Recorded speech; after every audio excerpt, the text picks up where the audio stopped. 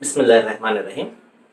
మిత్రులారా, ఈ నెల రబీఉల్ అవ్వల్, అరబీ భాషలో అరబీ నెలలో రబీఉల్ అవ్వల్ అనే నెల యొక్క ప్రాముఖ్యత ఏంటంటే, ఇందులో మానవ మహోపకారి, మానవులందరి కోసం వచ్చినటువంటి చివరి దైవ ప్రవక్త ముహమ్మద్ ప్రవక్త సల్లల్లాహు అలైహి వసల్లం వారి యొక్క జన్మించినటువంటి నెల.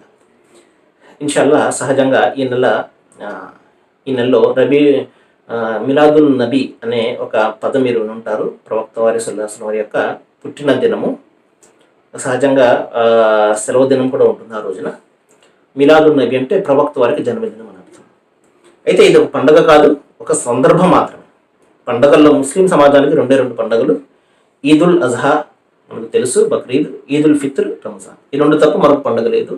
ఇదేంటంటే ఒక సందర్భం మాత్రమే. ప్రవక్త వారి యొక్క జన్మదిన సందర్భాన్ని పురస్కరించుకుని మనము ఆయన గురించినటువంటి కొన్ని విషయాలు ఈ నెల పాటు మనం తెలుసుకునే ప్రయత్నం చేద్దాం. ఆయన జీవిత విశేషాలు ఏంటి. సోదర మహాశిలారా, ప్రవక్త ముహమ్మద్ సల్లల్లాహు అలైహి వసల్లం సుమారు 1500 సంవత్సరాల పూర్వం అరబ్ దేశంలో ఆయన పుట్టడం జరిగింది. 40 సంవత్సరాల వరకు కూడా ఆయన చాలా నార్మల్ అయినటువంటి జీవితాన్ని ఆయన గడిపారు. 40వ సంవత్సరంలో దైవం ఆయనకు ప్రవక్త పదవిని ఇచ్చి మానవాళికి దైవాన్ని పరిచయం చేయడము, దైవధర్మాన్ని పరిచయం చేయడము, ఇంకా చెడుల్లో కూరుకుపోయి ఉన్నటువంటి ప్రజలకు సరైనటువంటి మార్గ నిర్దేశన చేయడం కోసము ఆయనకు చివరి ధర్మాన్ని ఇచ్చి పంపించాడు. ఇప్పుడు ఒక విషయం ఏంటంటే, ఇస్లాం ధర్మము ప్రవక్త ముహమ్మద్ సల్లల్లాహు అలైహి వసల్లం వారి ద్వారా స్థాపించబడలేదు. ఎందుకంటే ఇస్లాం ధర్మము అనాది నుండి కూడా దైవం ఇచ్చినటువంటి తన ప్రవక్తల ద్వారా మానవాళికి ఇచ్చినటువంటి ధర్మమే ప్రవక్త ముహమ్మద్ సల్లల్లాహు అలైహి వసల్లం వారి ద్వారా పరిపూర్ణం చేశాడు. ఎందుకంటే అప్పటికి దైవధర్మాన్ని విడిచి మానవ కల్పితమైనటువంటి ధర్మాలను, మానవ కల్పితమైనటువంటి విధానాలను ప్రజలు పాటిస్తూ ఉన్నప్పుడు టైం టు టైం దైవం తన ప్రవక్తలను పంపించాడు. ఆ ప్రవక్తల పరంపరలు చివరిగా వచ్చిన వారే ప్రవక్త ముహమ్మద్ సల్లల్లాహు అలైహి వసల్లం.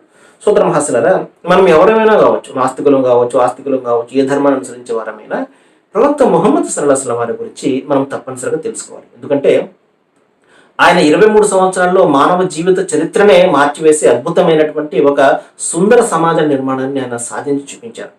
సహజంగా తత్వవేత్తలు, ప్రవక్తలు, జనరల్గా తత్వవేత్తలు ఏం చేస్తారంటే మంచి బోధనలు చేస్తారు. కానీ ప్రవక్త ముహమ్మద్ సల్లల్లాహు అలైహి వసల్లం వారు బోధించింది ఆయన తన జీవితంలో ఆయన ప్రపంచానికి సాధించి చూపించారు. సోదర మహాశిలారా, అందుకే ఆయన విరోధులు సైతము ఆయన ప్రశంసిస్తుంటారు. Michael H Hart the most influential persons in the world అని చెప్పేసి ద టాప్ 100లో ప్రవక్త ముహమ్మద్ సల్లల్లాహు అలైహి వసల్లం వారికి మొదటి స్థానాన్ని ఇస్తాడు. ఆశ్చర్యకరంగా, ఎందుకంటే ఆయన ఒక్కడే భౌతికంగాను ఆధ్యాత్మికంగాను విజయాన్ని సాధించినటువంటి వ్యక్తి అంటాడు. సరే, ఇన్షాల్లా మనం దీని తర్వాత ఎపిసోడ్స్లో కూడా ఈ నెలంతా కూడా మనము ప్రవక్త వారి గురించి చిన్న చిన్న విషయాలు తెలుసుకోవడానికి ప్రయత్నం చేద్దాం.